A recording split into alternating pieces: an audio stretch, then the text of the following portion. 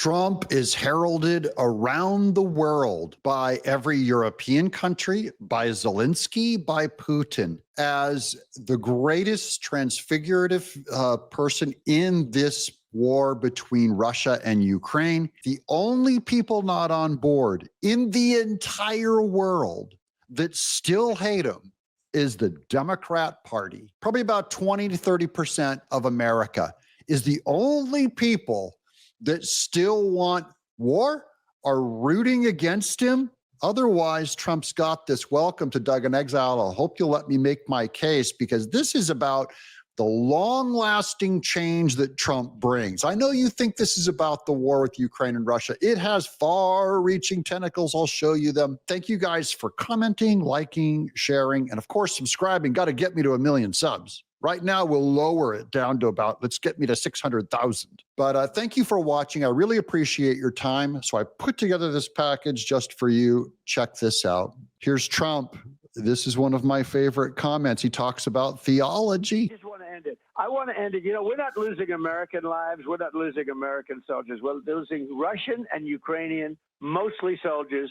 Some people, as missiles hit wrong spots or get lobbed into cities like Kiev and towns. But, you know, if I can save 7,000 people a week from being killed, I think that's a pretty, I want to try and get to heaven. Hey, does that, he says, I just want to save 7,000 people a week from being killed. Does that sound like he just wants a Pulitzer Prize, or does he really want to stop killing? And then to the Democrats who got the Pulitzer Prize, you know, guys like Al Gore and Barack Obama, they don't care about saving people's lives. They certainly love killing unborn people here in America. I think that's a pretty, I want to try and get to heaven if possible. I'm hearing I'm not doing well. He wants to get to heaven. Trump, this is not how you get to heaven. However, he says, I'm going to play this again because this kills me. He says, I think I'm on the bottom rung. I want to try and get to heaven if possible. I'm hearing I'm not doing well. I am really at the bottom of the totem pole. But if I can get to heaven, this will be one of the reasons. Well, I think I saved a lot of lives with India, Pakistan. They were going at it. The planes were being shot down. That was going to be maybe a nuclear war if I let that go. And I did that through trade. I really hear I'm on the bottom rung. Now, little does Trump know, but I know that's actually a key is repentance. Notice he's not standing there going, I'm at the top rung. He believes he's going to earn his salvation, which is impossible. Any Christian will tell you, you cannot earn your salvation. It doesn't matter what you're doing. It doesn't matter how much good works you do. Otherwise, it negates what Christ did on the cross. If you don't ultimately need faith in Jesus, then it was stupid of God to send his son and sacrifice for our sins, because I could just solve more wars and save more lives. And no thanks, Jesus. Don't need the cross. I've got this. No Christian talks that way. So Trump, we're going to help him out with his theology a little bit. But he is on the right place by saying, I'm on the bottom rung. He realizes he has to earn something. And I'll tell you guys a little secret. I'm on the bottom rung. If you look at my life's good works, it does not save me at all. The more you're aware that you're on the bottom rung, when you realize what you really are before God, that's what leads you to repentance. Here's R.C. Ryle, the great Christian thinker and writer, great pastor, a Christian from the past. A Christian is not a person who experiences no bad desires. A Christian is a person who is at war with those desires by the power of the Spirit. So Trump, realizing he's on the bottom row, he just needs to be at war and have the Spirit in his heart. Look, here's Scott Bessent on the world-altering ninja that Trump is, the greatest president of my lifetime by a mile. I don't think he's as great as Lincoln. I don't think he's as great as Washington. Washington established the country.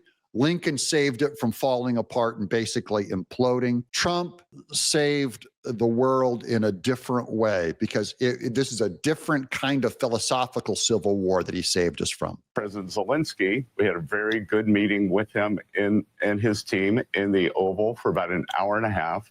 And then we met with the European leaders. It was an incredible group to have in the White House, all led by President Trump. And yes, the culmination of that was a call with President Putin, and my strong belief is that there will be a bilateral meeting between President Putin and President Zelensky. And that's the only way to end this conflict, is to get the two sides talking. Okay, and Trump got them talking in a way that didn't happen before. I'll prove this never would have happened without Trump. And this is the correct path forward. Trump found the only path forward that could work. All of the world leaders couldn't do it. All of the world leaders couldn't figure it out. This took Trump's unique personality to do. That's my case.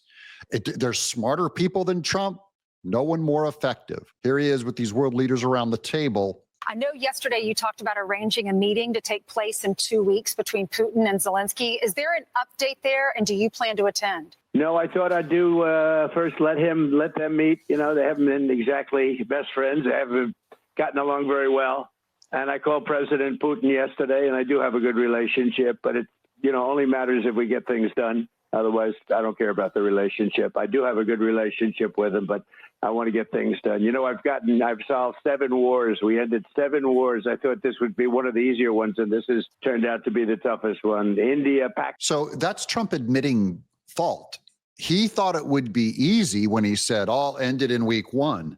And he's publicly admitting this is tougher than I thought. This ends up being the hardest one. And I think this is brilliant talking too. He's trying to get them to talk to each other. And he said, I'll only come if I'm invited. I don't have to be there. These 2 men have to work it out. I'll explain why that's the correct path forward also. These were big ones, and also all big ones, and some going for 31, 32 years, one for 35 years. The Congo, think of that, the Congo and Rwanda for 35 years. I got that one done. I got them all done, but this one is the one that is the most difficult. And I'll tell you why it's the most difficult. It's because EU is so financially involved with this war. And the past administration funded Zelensky so much, they've propped him up and prolong the killing. This is the philosophy behind the meeting and why I'm so for Putin and Zelensky to meet. All that meeting is war by other means. Right now, the conflict on the ground where these guys are killing 5,000 people a week. Russia's lost 1 million people. I think Ukraine has lost half that. These guys could all they're doing is they're arguing out in the field where men shoot each other in the face. And children are bombed, and men's society is bombed, and people gut each other. That's what war is. Anytime you can have a ceasefire and have 2 men, literally Zelensky and Putin should move in together and argue around a coffee table. And Zelensky should say, I'm not going to give up my land. And Putin should just say, I'm going to take your land. That argument is the exact same thing as what's happening with the bloodshed on the battlefield. The bloodshed on the battlefield is completely unnecessary. These 2 men should argue around a table. And that's why Trump is he's just against the killing. And he said, I don't care about the relationship with Putin. He doesn't even care about the friendship with Zelensky or any of these EU leaders, because I care about what they do, about the results. That's a well-spoken philosophy. Now, remember, Trump is seen as a oafish kind of imbecile. And here, Europe, everyone I used to say, everyone in Los Angeles wants to be in New York. The LA people are going like, but in New York, when I visited New York, I got the best, sushi or food or whatever. And then you go to New York, and New Yorkers all want to be Europeans. I went to France. Oh, it was amazing. My French Riviera, they want to be Europe. And the European snobs, we're going to go to the top thinkers, all the top, John Calvin and Derrida and C.S. Lewis and Churchill and all of our legal theory, natural law. It was all argued in Europe, and Wagner and Wittgenstein and all these great thinkers, Marx, Kant, Rousseau, all the thinkers. And what are they saying? Trump has a way. In the past 2 weeks, we've probably had more progress in ending this war than we have in the past 3.5 years. Trump did in 2 weeks that all of the rest of NATO and Europe couldn't do in 2.5 years. Trump, I think he's only read 3 books probably in his whole life, and one of them is his own biography. And he outsmarted all these people. That's street smarts, gut, his personality, frankly. It's who he is. And I think the fact that we're around this table today is very much symbolic in the sense that it's Team Europe and Team United States helping Ukraine. And he doesn't mention Russia. We're actually going to help Russia too. You know, all of the media ripped on Trump, saying, how dare you laugh and be nice with Putin? How come no one ripped on Trump for laughing and being nice with Zelensky, which he was? He was incredibly, incredibly kind. This was about he gave Putin a carrot and he's giving Zelensky a carrot. He's trying to get them in, but he's not going to get us involved in this war. Don't worry about that, guys. He's not an idiot. Progress that we're looking out of this meeting is about the security guarantees. The security guarantees. They're trying to get America to agree to security guarantees. That's all that Zelensky wants and a lot of these EU guys want, which Trump is like, look, maybe some security guarantees. He wants to see Zelensky give something up first. We're not going to get involved in this. We're not going to give more money. This is our buddy Sean Davis down there in the lower right hand on, we're not going to give him troops. You know, this. Do you think there's reason that a second meeting, a trilateral meeting that brings Russia, Ukraine, and the U.S. together can find something acceptable to all parties? I absolutely hope so. I think I'm more hopeful now than I've been in years. And I think the major thing that's changed is Chuck laid out. The ground conditions haven't changed, but one thing has changed, and that's the president of the United States. And I think Putin and Zelensky know that Donald Trump is a very different president than Joe Biden was. And when he says he wants peace, he means business. And I think looking at all these different peace deals Trump has put together recently, it's obvious the man wants peace. He wants peace deals. He wants war to end. And given the American financial involvement in this, I think we actually have the power to make that happen. And I think both Zelensky and Putin understand that Trump's not screwing around the way Biden was. Biden was screwing around. He caused this war. Democrat weakness caused this war. The Democrats that wear that Ukraine flag, every single one of them who voted for Biden, ironically, they caused the war. Democrats killed Ukrainians and Russians, but especially Ukrainians, the innocent party. Democrats caused this invasion.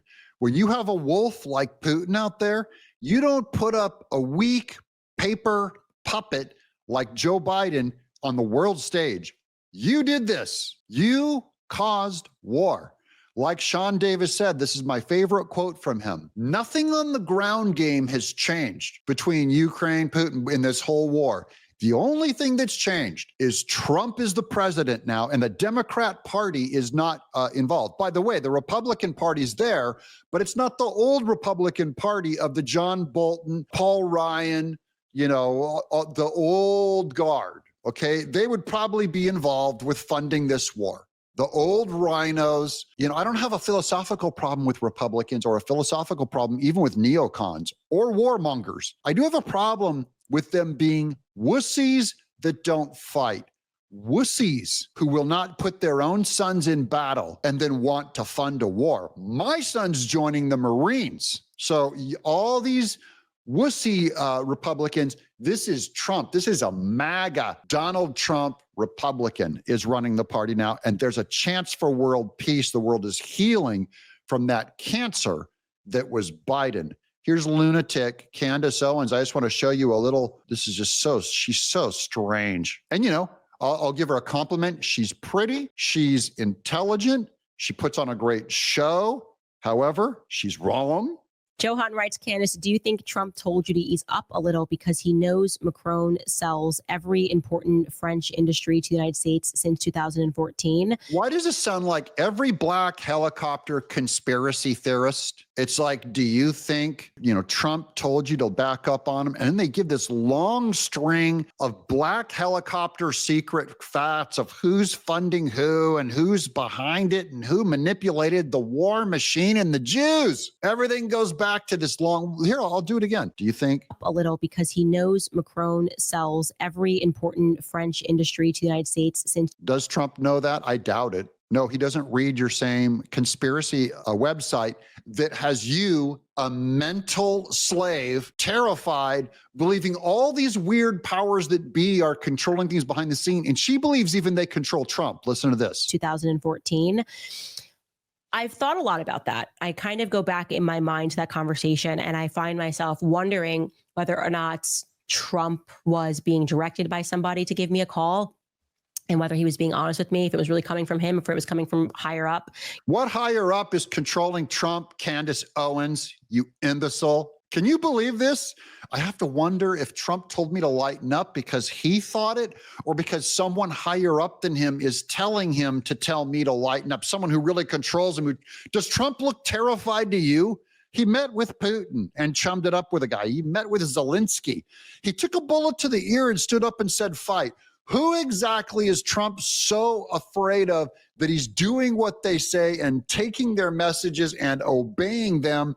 Candace Owens. Guys, these influencers, why can't anything just be what it actually looks like on the surface? We'll get to more of that. I'm sorry, Candace. Come on, girl. Come on. Here's Trump. We got to stop mail-in voting, and the Republicans have to lead the charge.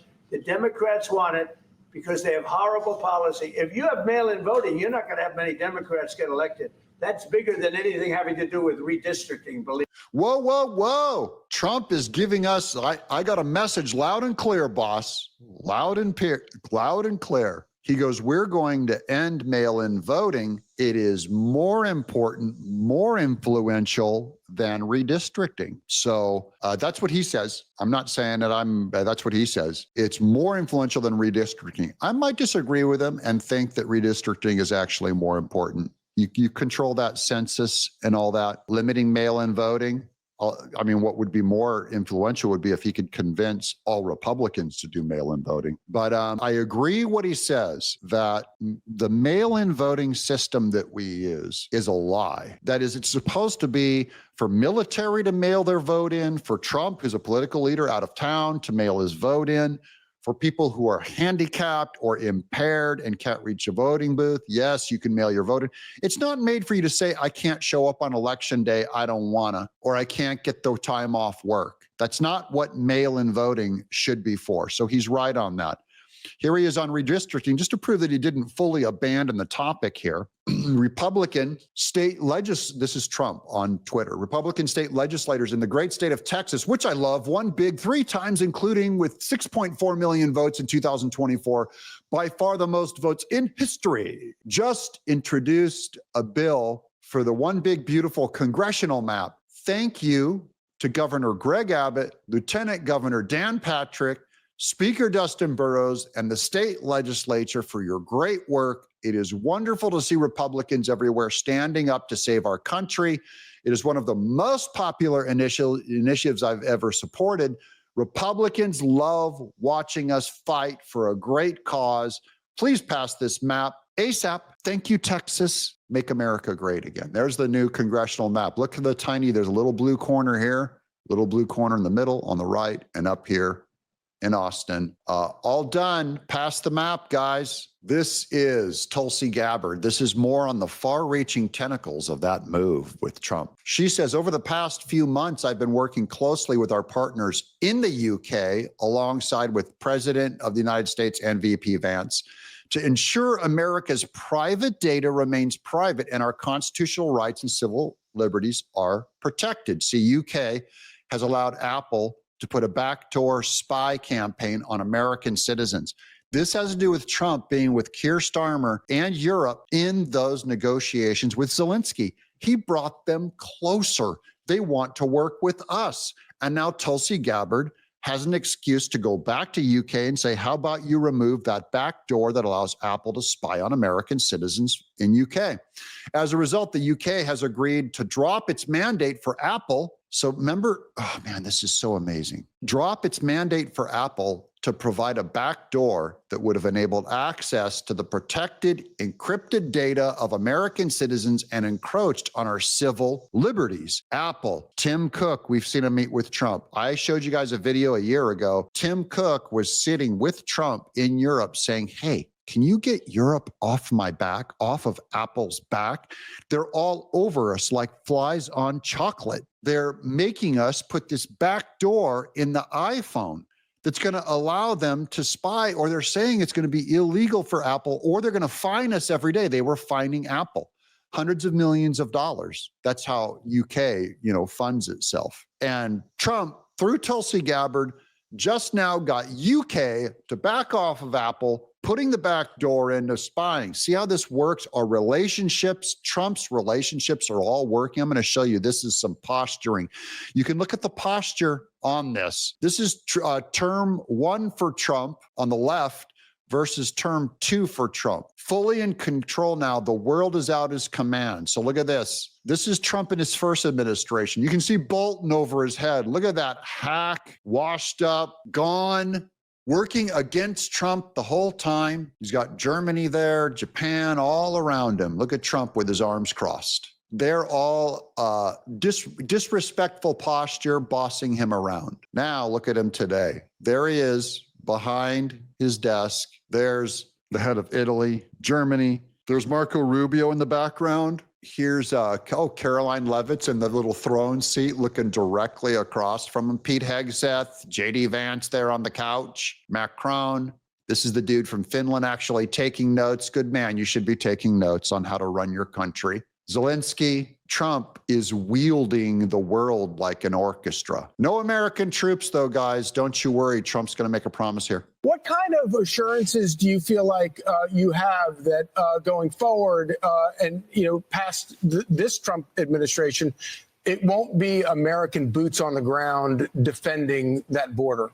Well, you have my assurance, and I'm president, and I'm just trying to stop people from being killed, Charlie. Look, they're losing from 5,000 to 7,000 people a week. He's just trying to keep people from killing each other. No American boots on the ground, guys. And what you didn't see in that conversation, I did not bring up the clip about child trafficking. Zelensky brought it up because Trump brought it up. He said, we're looking for children around the world. What is that about? Trump is saving children. For the people going, I got some flack yesterday. Go back to Epstein. Go back to Epstein. Epstein, the children that were involved in that are 45 years old. There are 300,000 to 400,000 children today in a garage somewhere with duct tape on their mouth because of Joe Biden, and Trump has to save them today, not play Scooby-Doo on the Epstein files.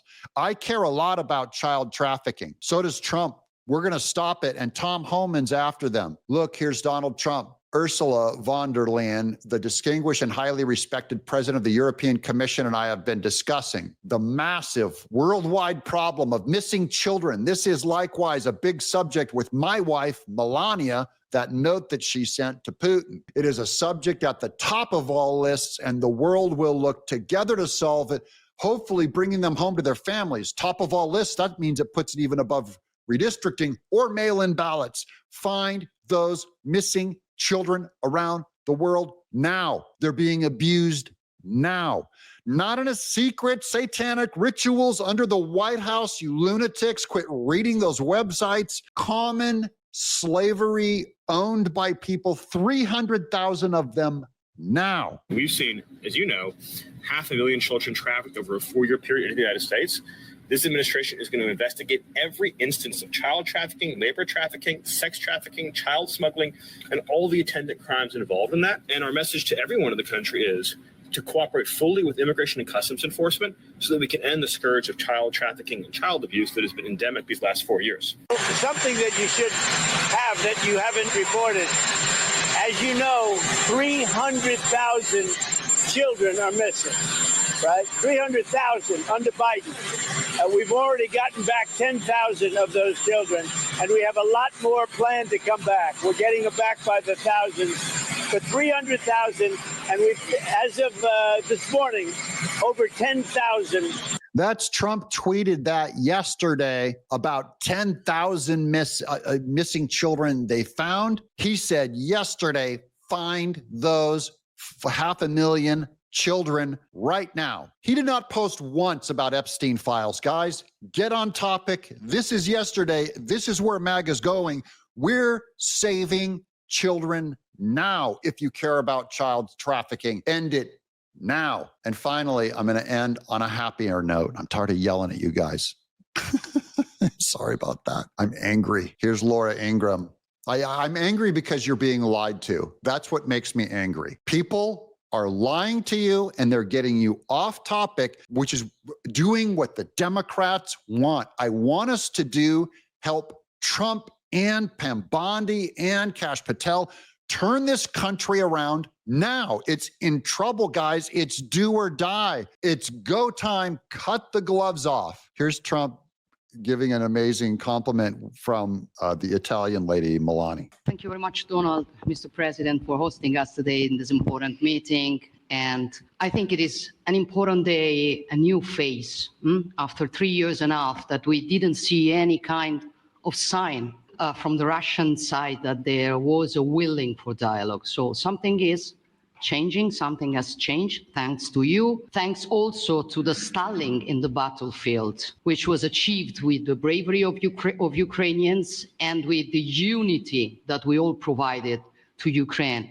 And the reason why I mention it is that we also have to remind that if we want to reach peace and if we want to guarantee justice, we have to do it united. So that's why it's a very good day, the one we are in. You can obviously count on Italy as it was from the beginning. We are on the side of Ukraine and we do absolutely support your efforts towards peace. They support Trump's efforts for peace because before it was the Europe's efforts to war. I love what she said there. Something has changed in 3 years. We're talking now. It's important to pray for peace, for Trump to break the will of Putin and Zelensky and Europe. Trump will bring peace. Something has changed. And I say this for the entire country. This involves our entire country. It was going to hell and something has changed. And his name is Donald Trump. I'm Doug in Exile. Subscribe.